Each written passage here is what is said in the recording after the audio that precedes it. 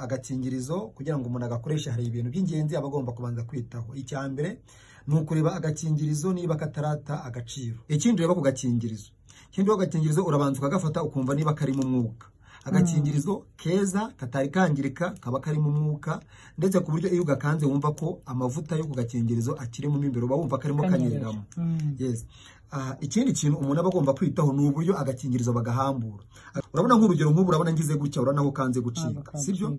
Ariko noneho iyo ugiye hano hari utwinyo ushaka guca agakingirizo kaza hano hari utwinyo biroroha gahita gacika. Urabona yuko nk'aka kagize ute gahise gacika bitagoranye. Ntago ari byiza gucisha agakingirizo amenyo nk'uko benshi babikora, ahubwo agakingirizo urabanza ukareba ahantu hagenwe ho kugacira. So rero ni byiza gukoresha agakingirizo ariko ukagakoresha mu buryo bwizewe kandi wabanje kuganiraho n'uwo mugiye ukurute mugiye ukorana imibonano mpuzabitsina. So ni byiza rero yes mwabanje kubitegura kubera yuko iyo utamuteguye ni hahandi yumva ngo kari kumubabura akumva ubushake buhise bugenda kubera yuko mutabanje kugira gutegurana.